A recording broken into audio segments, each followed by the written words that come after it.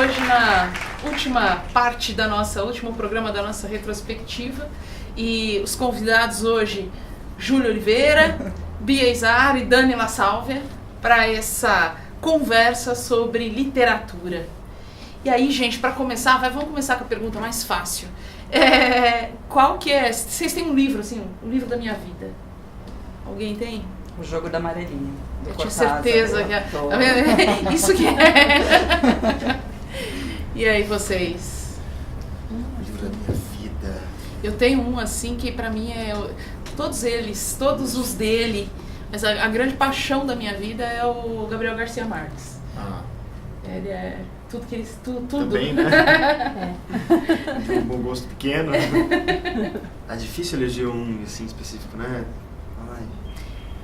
Eu acho que um que me marcou muito foi mesmo o ensaio sobre a cegueira, assim. Sim. Né? Que é impactante, assim, né? E Admirável Mundo Novo, que eu acho que é quando a gente também acorda para esse momento produção em série, né? Que a gente vive, assim, né? Tem muitos outros, mas que me vêm agora, assim, que causaram um impacto, assim, sabe? Algum rebuliço, Algum né? rebuliço. Pra mim, eu lembro de um agora que eu li há muitos anos e que continuou me tocando durante muito tempo, chamado A Senhora das Velas. Que ele contava a história, enfim, dessa relação vida, morte, e como falar de morte pra quem ainda tem um universo tão distante disso, tipo a criança, o jovem, né? E era contado de uma maneira, assim, absurda. Eu posso parecer suspeito aí, mas eu li muita coisa que o Vlad escrevia. O Vladimir Capelli escrevia de uma maneira incrível. Ele falava sobre dois temas com muita precisão. Ele falava muito sobre a solidão humana e o amor não correspondido. Era muito incrível isso. E, enfim, a morte sempre acabava vindo como consequência dessas duas coisas, né? Não necessariamente a morte física. Ele falava muito da morte enquanto ainda se está vivo, né? A Gata Borralheira dele, o Claro nas Estrelas. Você sabe que a primeira peça que eu fiz dele, como atriz mesmo, foi dele. A primeira peça que eu fiz na vida, uma das primeiras, como atriz mesmo, foi dele, que era o Filme Triste. Que é outro texto maravilhoso, né? Lindo. Nossa. E Piramitismo, né? Mas aí já vai entrar no auge da suspeita. Colecionador de Crepúsculos. Pra mim, Colecionador de Crepúsculos é uma obra pura. É maravilhoso aquilo, né? E é essa coisa da cultura, né? E do Câmara Cascudo, né? A história da cultura popular brasileira, né? E por falar nisso, quem tem se aventurado com mais frequência a literatura agora é o Elomar. Sim. Elomar Figueira Melo falando do Romance de Cavalaria. Ele que é um músico, na verdade, né? Grande compositor, mestre, assim. Mas ele tem se aventurado falando... Era até uma tendência, né? Porque ele começou com a história das óperas, né? Exatamente. Acho que é um caminho... É verdade. Falar de literatura hoje e falar de... acho que a gente tem uma fala que é muito comum nos dias de hoje, que é essa coisa de, as pessoas leem cada vez menos. Em compensação, tem uma outra fala que vai se contrapor a essa, que vai dizer, não, as pessoas não leem cada vez menos, as pessoas leem outras coisas e de forma diferente. Queria que vocês me falassem, o que vocês acham disso? Eu acho que a comunicação, ela tá muito acessível, até agressiva. Eu até tenho uma fala, né, minha filha é adolescente, tem 13 anos, e uma coisa que me incomoda muito hoje, por exemplo, um professor dá um trabalho, eu lembro nessa época, quando eu tinha um trabalho, fazer o trabalho era um processo, eu tinha que sair da minha casa, eu ia até uma livraria, eu pegava a Barça, eu escolhia o tema, eu pesquisava em vários livros, tinha todo um processo, um ritual para se aprofundar ao tema e fazer um levantamento de uma pesquisa e apresentar um trabalho. E hoje ela tem um acesso, tudo muito fácil no Google. Então esse processo, ele se perde. Então a absorção, né, a apreensão do conteúdo, ela é descartável, né? Então ela cumpre, ela faz lá um resumo, porque tem muita informação, tem que aprender a fazer uma triagem do que é legal, o que não é, porque tem muita informação boa e ruim, né? Então esse aprendizado ela acaba tendo, mas deixa de fixar, fica uma coisa meio... descartável mesmo, né? passa rápido, né? É uma Eu acho que é um curta, pouco né? isso que está acontecendo, né? É diferente de você pegar um livro, sentar num lugar, criar um ritual. Hoje, né, ela tá lá no computador ouvindo música, aí tem um rádio tocando no vizinho, o telefone, quer dizer, são muitas interferências de comunicação. Mas é que Eu acho que isso é uma fala, não é uma fala... às vezes eu fico pensando que às vezes eu concordo e às vezes eu discordo dessa mesma reflexão. E eu fico pensando assim, isso não fica um pouco saudosista? Na verdade o mundo mudou, né? Eu lembro sempre, de vez em quando comento, que eu tive numa época determinada até no contexto estudando na PUC, eu tinha 2 disciplinas na semana. Eu tinha um professor que me fazia sentar e escrever tudo que ele dizia, e eu tinha uma professora que era completamente conectada, ligava tudo, e a gente, o computador, e o MSN, e o Facebook, tudo ao mesmo tempo. E hoje eu consigo dizer mais sobre o que eu aprendi na aula dela do que sobre o que eu aprendi na aula dele. Aí eu me coloco em xeque, né? Eu falo assim, gente, será que essa coisa porque a leitura não é mais linear, né? Que acho que a grande discussão é que a leitura do livro ela é linear. Ela tem, né, de cima para baixo, da esquerda para aquela coisa, vira a página. E hoje a leitura do mundo é outra. Acho que a gente perde um monte de coisa, mas a gente não ganha outras tantas. Eu acho que essa discussão, eu ia falar justamente sobre isso. Eu acho que assim, ao mesmo tempo que a gente perde... eu acho que a gente perde, na verdade, o fator meio que principal para mim. Você perde o poder de comparação. Você perde o poder de argumento, porque hoje em dia a gente tem tudo muito objetivo, né? Você precisa de alguma coisa, é isso aqui. Você quer falar você, é VC. Ao mesmo tempo que eu acho que isso é muito bom, porque traz para nós, jovens e uma sociedade muito imediatista no momento que a gente vive, uma comunicação objetiva, rápida. Se você olhar por esse parâmetro, é incrível. Você consegue contar uma história para uma pessoa com 4 letras, a pessoa entende exatamente o que aconteceu, com siglas, com coisas, com uma velocidade que a gente nunca teve antes. Mas, ao mesmo tempo, a internet também é terra de ninguém, né? As informações não têm necessariamente uma certa... Você não sabe qual a procedência delas. Você vê a linguagem que está mais correta ali, alguma coisa assim, é um copiar, colar, e você fez um trabalho. Que eu fiz processos assim, inclusive.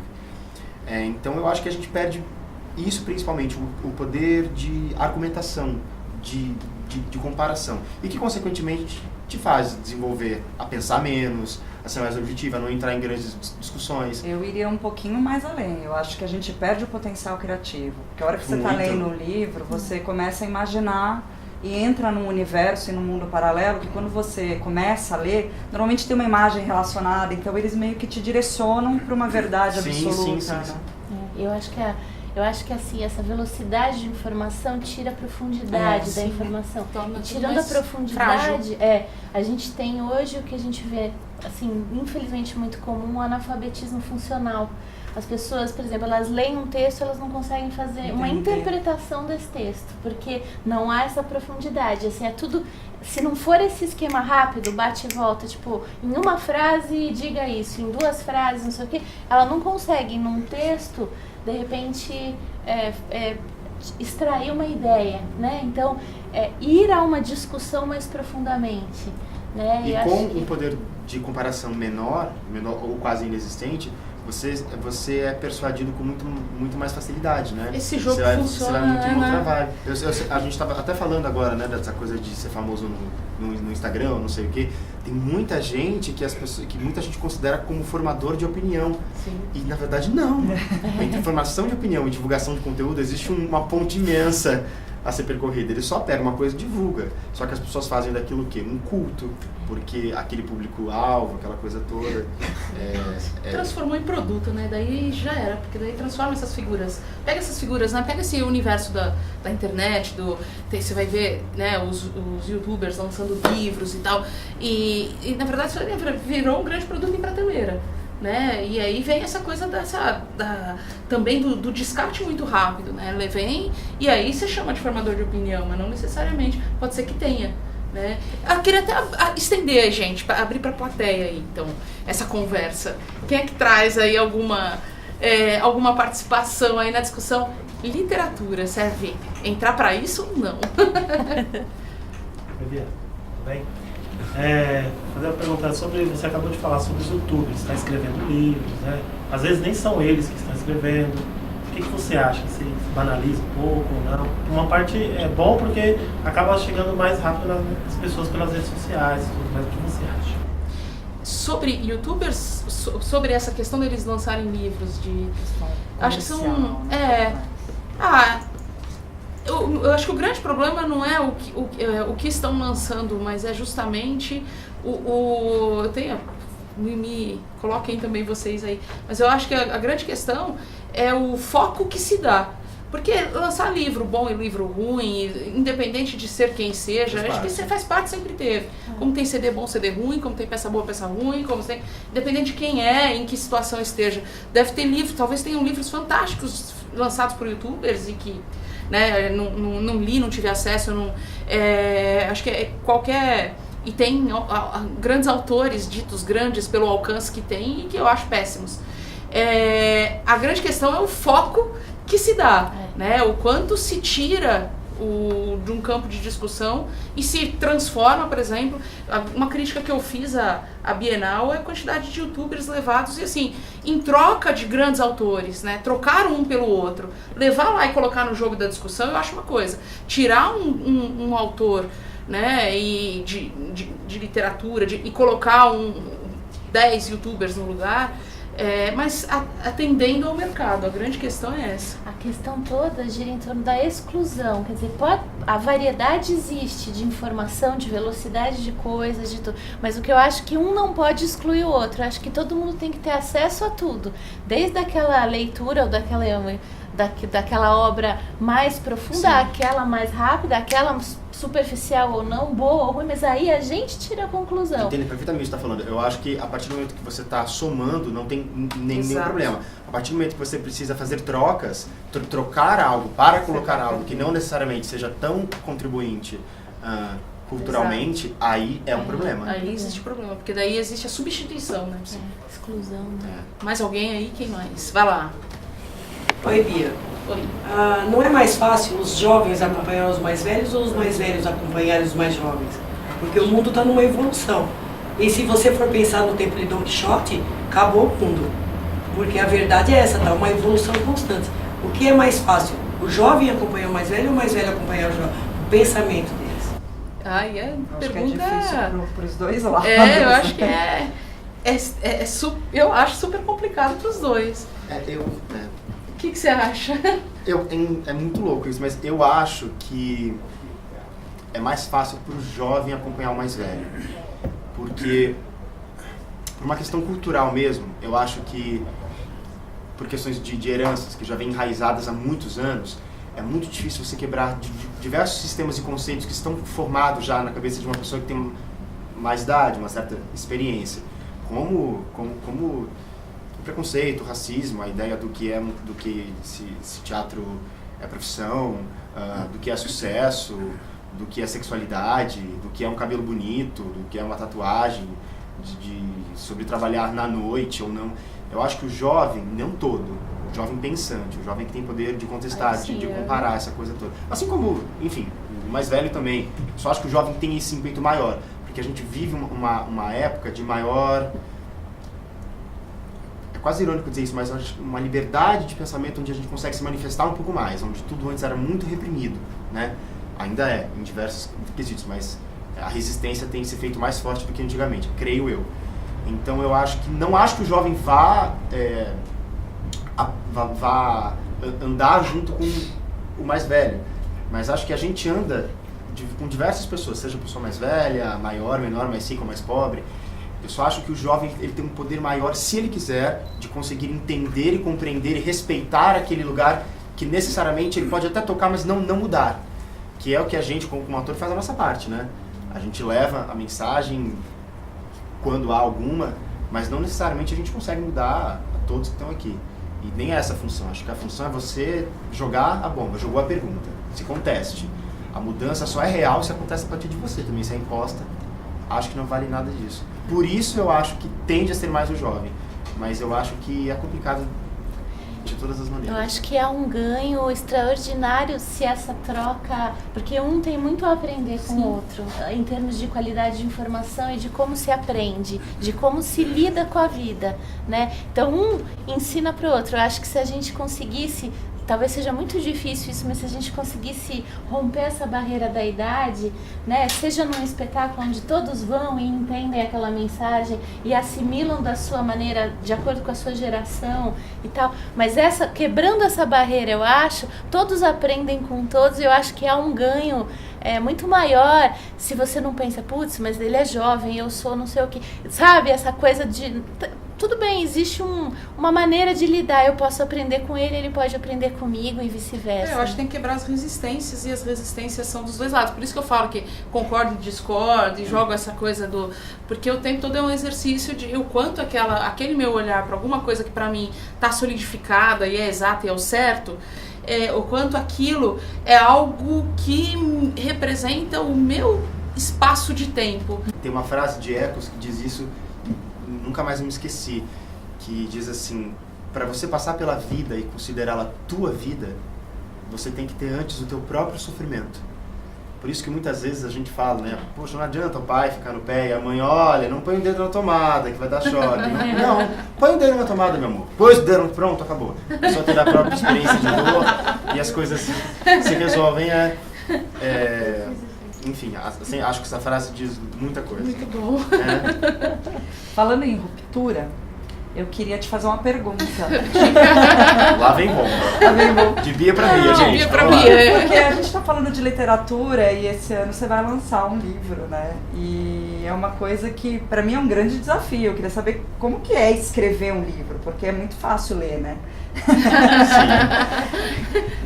Formatar, estruturar uma ideia, enfim, fala um pouquinho desse lançamento. Então, aquela, eu também sou uma youtuber, lançando livro, né? Siga aqui no nosso canal, por favor. Se você gostou, dá aquele like. Então, na verdade o meu livro ele é fruto da tese de doutorado, então aqui existe um grau, entre muitas aspas, de facilidade no sentido de transformar num livro, porque é a pesquisa toda adaptada para o livro, né?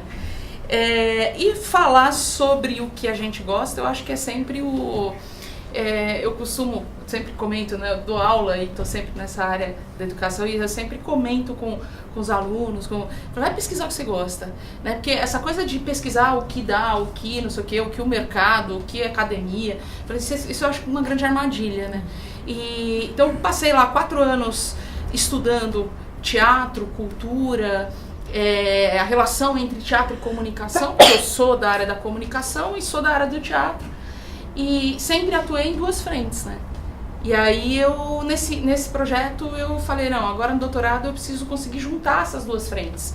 E aí eu me propus a fazer uma pesquisa da relação entre teatro e televisão, né, com a mediação das políticas públicas de cultura, que é esse livro aqui, ó. Chama Comunicação e Cultura, Diálogos e Tensões por Trás da Cena. E eu estudo aí essas relações, principalmente pensando as políticas públicas de cultura, mas pensando especificamente com mais presença, né, com maior força, a Lei Rouanet, e o que ela gera nessa relação entre cultura e comunicação. Eu lembro quando apresentei o projeto para estudar na PUC, primeiro eu pensei que não fosse aceito, né, porque eu estava falando de teatro no Departamento de Comunicação e Semiótica. Aí ele foi aprovado. Aí depois eu fui tentar bolsa, por mérito de projeto. Eu pensei, não vai passar, porque eu tô falando de teatro. Ele foi aprovado. Eu falei, alguém tá entendendo o que eu tô entendendo aqui dentro, né? E aí eu lembro que apresentando o projeto num seminário, lá dentro da PUC, uma professora falou assim pra mim, eu acho essencial estudar a cultura dentro do Departamento de Comunicação, porque a gente precisa começar a entender a quem o Ministério da Cultura atende, né? Quais são os interesses que estão em jogo. E eu falei, tá aí essa voz ali dentro que fazia essa ponte que eu fazia, né? E aí fui estudar fui procurar, então tem muita entrevista aqui, tem uma coisa que eu fui construindo uma narrativa da forma que eu gostaria de ler e que eu gostaria de fazer. Aí eu acho que a dificuldade, na verdade, ela é menor quando a gente está naquilo que a gente gosta, né? Naquilo que a gente está curtindo fazer. Bom, gente, queria agradecer, né? Então comecei a finalizar com o meu livro e agradecer as participações aí nessa conversa sobre literatura, rápida conversa sobre literatura. Imagina, a gente que agradece, com certeza. Acho que demais poder fazer um bom uso de um espaço desse como a internet, do seu canal, para poder discutir esses assuntos. Muitas vezes a gente, né, não sabe exatamente onde descobrir isso, não tem esse momento. E queria só completar uma coisa, respondendo a uma pergunta que a senhora fez, sobre os mais velhos e os mais novos, que eu fiquei com isso inculcado na cabeça agora. Só para constatar mesmo o quão incrível é a profissão que a gente tem, né? De poder se comunicar, e de poder ser ator, atriz, enfim. Tudo que a gente faz, do acordar ao dormir, dentro da nossa profissão, quando a gente está de fato trabalhando, é se colocar no lugar do outro. Nosso trabalho se resume nisso. E o mundo, por isso, precisa de mais atores. Ou gente que pelo menos tenha a possibilidade de conseguir pensar como eles. Se colocar no lugar do outro é a coisa mais difícil que existe no mundo. A gente passa, às vezes, processos de 1 ano ensaiando para conseguir fazer e a gente não consegue com maestria, não. É difícil. Ainda assim, aqui não é suficiente. A gente sempre precisa do olhar de fora, que vem do diretor, que vem do colega de cena, que vem do parceiro, do autor. Eu acho que esse olhar de fora é o que a gente precisa aprender a ter do próximo também na vida. Eu falo de verdade, para se respeitar, para que ninguém tenha que aprender mais com ninguém, para que todo mundo tenha que andar não na frente nem atrás, mas do lado, junto. Ou se tiver ficar parado, que fiquem mais todos na mesma direção. Talvez assim a gente consiga um bom mundo, né? Que tema, que isso se faça verdade, né? Nas práticas, nos olhares das pessoas. Porque nós vamos continuar aqui resistindo, não é? Resistir sempre. Eu queria terminar esse programa chamando aí vocês a uma homenagem também que a gente promoveu ou que a gente produziu às pessoas que passaram em 2016 aí, que deixaram suas marcas em 2016 e que estavam no campo da arte, né, e que se manterão aí nas nossas memórias no campo da arte, seja na música, seja na literatura, seja no teatro, seja na televisão, tá certo? E a gente se vê na continuidade aí de 2017.